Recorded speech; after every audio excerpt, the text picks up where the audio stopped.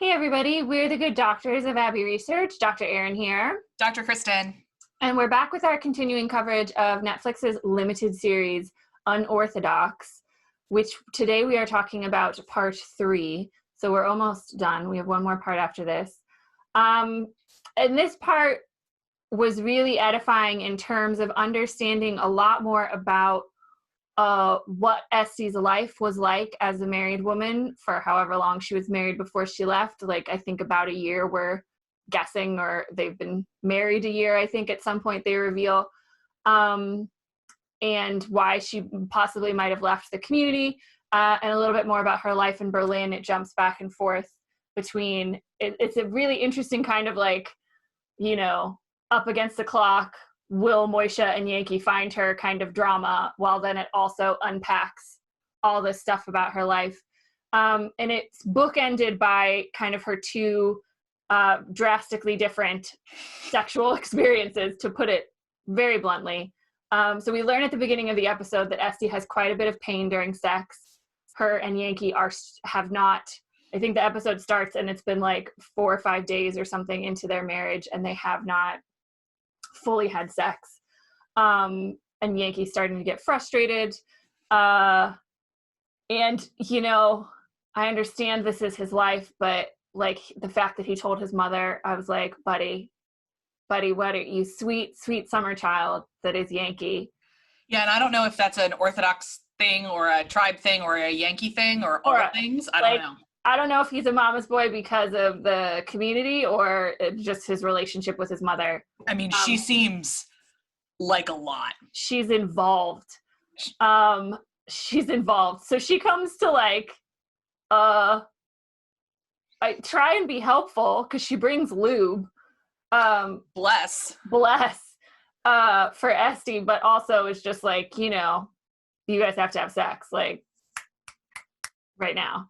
And you know, you have to make a man should always feel like a king in bed, is what she tells. And my Yanky must always feel like a king, is what she tells Esty.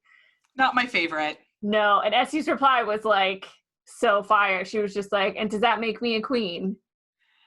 And then I got really sad because I wrote down, I was like, no, check, it makes you a consort. Yeah.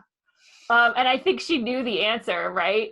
Because it was kind of like antagonistic, and starts to show you that like her brain was never quite wired for this way of life. Because if she's thinking about herself in terms of equality in a sexual partner, that is not what she is being preached. No. So we jump back and forth between like Berlin and Williamsburg in different parts of time. We see her in Berlin wearing jeans. I wrote in one of my notes, we often follow the taxonomy of women's hair in TV shows and movies that we watch, and like women's changing hairstyles is usually indicative of their evolving personality. And certainly I think they're showing us this with her clothing. Yeah. And so, you know, she goes out and buys, you know, non-Orthodox clothing, but it's mostly skirts and long sleeves, and she's still pretty covered up. And then in this episode, she's got some skin-tight jeans on and like rocking a little coat. So that's pretty good. Her learning the internet was possibly one of my favorite things that like she struggled with.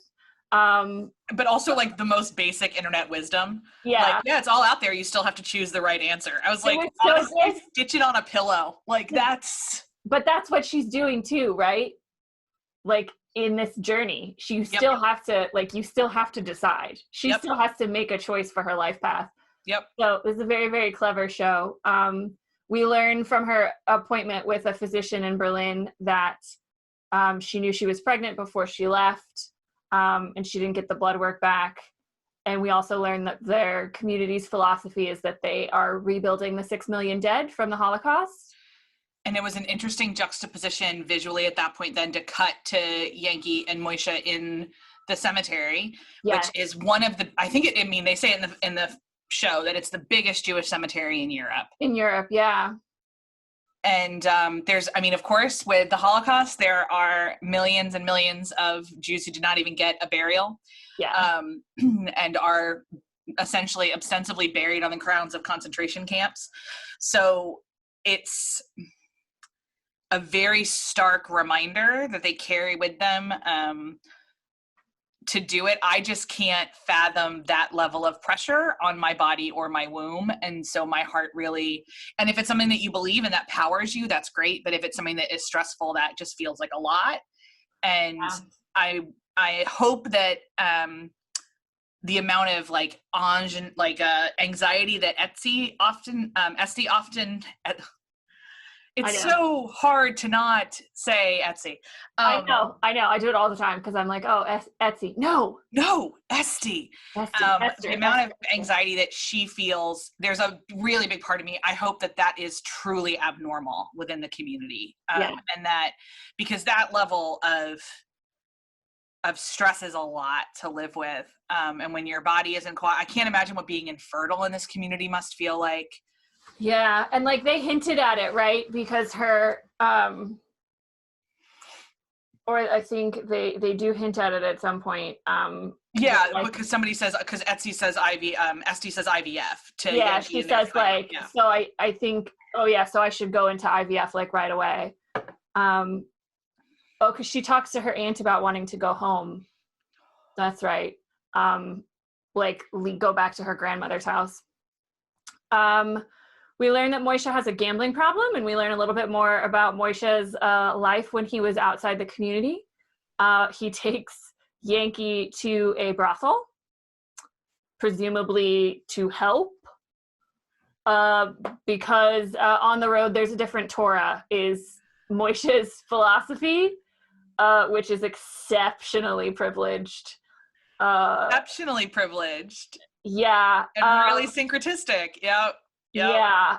My rules apply when I want them to apply is what we learn about Moishe. And so his righteous indignation at Esty and Esty's mom is like so misogynistic. Yeah. Where he's just like, how dare they break the rules? And he's sitting there like drinking booze and like flipping around on his iPhone. Like playing games on his iPhone all the time.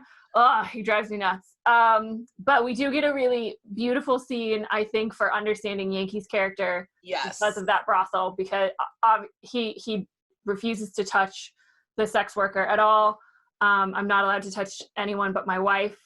But then eventually works up the courage in himself, even though he is beat red. Bless. I don't know how the actor did that, or if they just made the room really hot or something. But asks her for help on figuring out how to please Esty, which I think is so important, because even as we see his frustration throughout this episode, it's very clear that he doesn't want to hurt her and that he cares for her. He is confused as to why her body isn't working correct. Yeah. I'm using air quotes. But he always stops when she says it hurts. Yeah. Until she gives him the permission to keep going. Which is really, I hadn't really thought about that before in that specific context. But yeah, he always does stop. And it's so interesting to see a person who has been given so little information on sex and women and relationships and bodies, try and work it out for himself. Bless. There are instincts, but education is super important. Education goes a long way. We get a couple confrontations with Esty's mom, Leah, and Yanky. So there's some important conversations they have there where she, tells him that you have no idea how the world works. And he says, you could have stayed in our world. And that is such his mentality, right? But the part that I loved is when she brought up God, and he kind of looks at her and he's like, what? God? And she goes, what? You think you own him too? So much damage done in Brooklyn in the name of God. And I was like, no one has all the rules, all the gossip. That's what she said. And he knows all the pressure that was put on Esty by his parents and his mom and his sister, and he thought that was okay. And the way that Leah is speaking in this is very common tone and anger and emotions and even language that I've read of other people that have left conservative communities, and what that kind of, like the Unfollow book that I just recommended for Abby Research Reads about Fred Phelps's granddaughter, like one of the things that was really important to her was beginning to understand that Fred didn't actually define God. Yeah. And that was a big kind of breakaway, that the orthopraxis wasn't mandatory. Right. And the way that Leia is talking, I think that's what we're to believe a piece of that was for Leia too. Yeah. Because clearly, like we know from the wedding scene, she didn't want to leave her daughter. Right. But she could no longer exist within the system. The comment that she makes in this one about her husband being a drunk and no one helped her, definitely makes me feel like there is a domestic violence element. Because Yanky said, like, you could have stayed in our world, and I was like, and that's when she's like, but who? Like, who helped me? Why would I stay in a world in which I was unsafe and nobody helped me? Yep. And I think that's so, just as we were talking about it right now, this idea of like finding your own way, either in faith or in the world, right? Goes back to that internet question. Like, all the information is out there. Yep. You still have to make the choice. And so the tail end of the episode, we get Esty and Yanky having another argument over sex. And she feels like so much pressure from his family. And I thought that was also really important to give us that context. She like screams at him and she's like, our bed is so full of your family. Like, I was like, that sounds like, no wonder. She gets diagnosed with vaginismus, which is a real diagnosis, but can oftentimes be linked to high levels of anxiety. Yeah. Mental and emotional health and anxiety. Yeah. So I was like, oh girl, if I had that much pressure and that many people in my marital bed, I certainly don't think and my husband knew absolutely nothing about my body and how it worked and what I needed to feel pleasure. And I didn't know anything about my body. Yeah. Yeah. And how it worked and what I needed to feel pleasure. I would feel really awful and uncomfortable.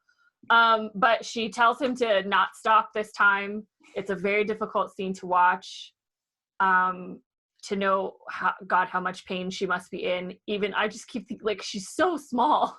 She's the smallest actress. Like, and I know it's fictional sex, but still, I was like, ugh. And so that juxtaposes the sex that she has at the end of the episode with Hot Robert.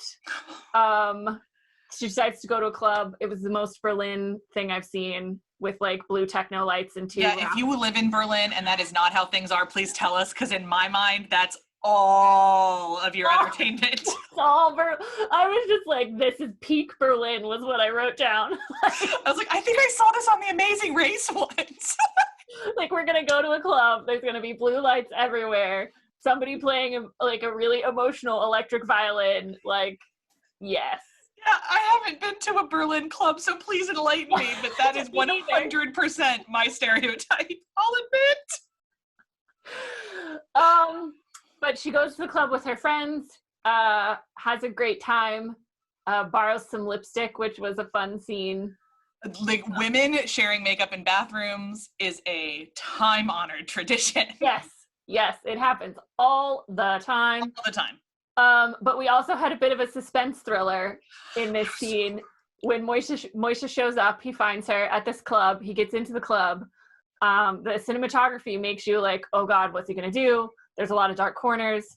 Moishe is a questionable character at best. He takes some pictures of her and then she disappears with hero Robert. Then we cut to Yanky watching television like a small child, which was adorable.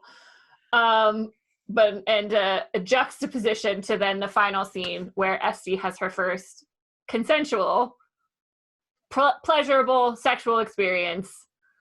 They don't show us that bit, but we can all assume.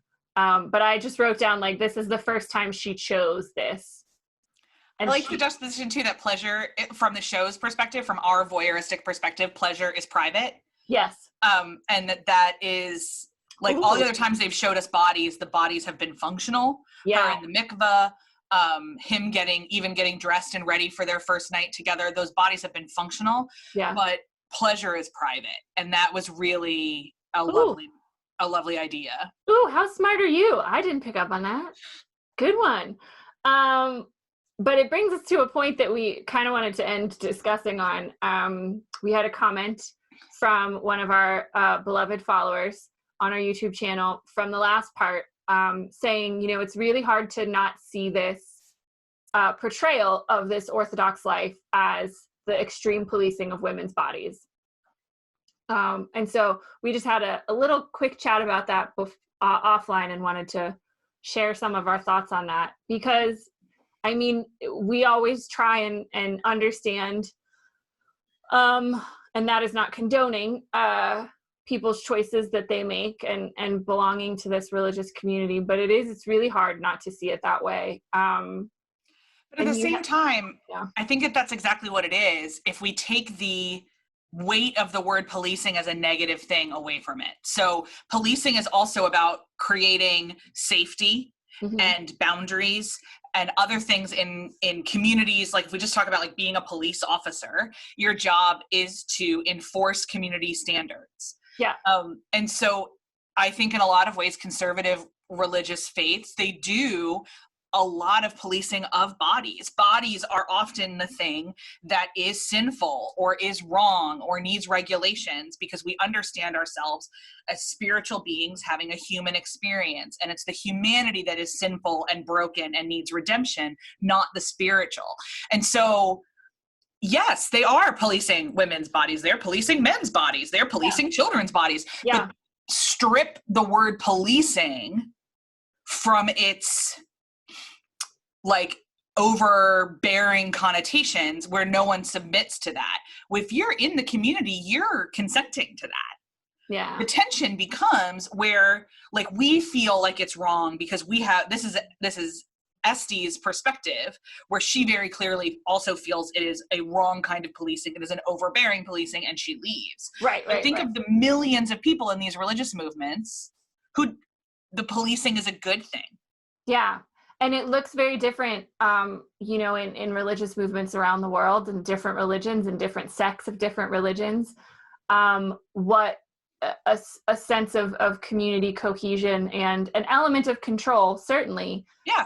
But I like this idea of maybe taking the word policing out of it, because that is a judgment, and we try really hard not to pass personal judgments on as we're learning about these different things through the art that we consume. Yeah. I mean, it is. And like, yes, her womb is very much controlled. It is public property. It is not considered to be hers at all. Yeah, no, because the point of this community, like theologically, they've decided is to produce up to 6 million people. And that's that requires the bodies to be public property. Like we even talk about it in the purity movement and evangelicalism, that one of the reasons that True Love Waits was such a really big deal, and the idea of teenage girls pledging their purity, was that as girls became available for sexual activity in a certain way physically, it was very important to protect their purity because they are the ones bearing the future generations. And so in that, evangelicalism absolutely also polices people's bodies. It certainly policed mine when I was growing up. And I see that as very negative. And I personally take that policing very, very negative. I have a lot of friends for whom it was very freeing and very wonderful to not have to stress about going to parties or stress about these things they read in the news, because that wasn't part of their lives. Like it only becomes negative when the person no longer consents to it. Right. And we see, I think throughout this show, through these first 3 parts anyway, and we talked about it, I know, in our last part, Esty struggling with, you know, loving the people. Yep. And not loving the community, and not loving this control. Yep. And making a very difficult decision for her to choose herself over her community, because that's not at all how she was raised. And it goes against everything she was told she was made for as a human. And that's no small thing. I think if anything we can learn from this, it's sitting with that kind of realization. What would it look like? Is there a system in your life that if you walked away from it, everything would crumble and you'd have to completely rebuild your life? There is, for me, there's a couple of things where if I walked away from it, that would be the ball game. Yeah. And I am not willing to do that. No. And so it's. Yeah. She's incredible. She's incredibly brave. It is very, very brave. And it's a huge, huge risk that she's going out into this world and trying to answer the questions that she wants to ask for herself. I'm also desperately afraid of this girl just trying to exist without understanding how people get jobs. So I'm really hoping someone helps her with that stuff. I really want someone to help her because I was like, oh Lord, what is she going to do? You want to know the quickest way to make money in Berlin is probably not super legal. And so if we could just be... I know. So we have some questions yet to be answered for part 4. Yep. We don't know how this is all going to go down, what Moishe is going to do with those photos that he took. Guys, I'm so nervous about Moishe. Presumably shows him to somebody, presumably Yanky. Who knows? I'm really looking for, my hope for episode 4 is that there's a conversation between Leia and Esty. Yeah, I think we've got some questions about, we're not quite sure what happened with Leia, why she's not in Esty's life, what happened between there. We only got snippets of the fact that Leia was like clearly present at her wedding, but not welcome.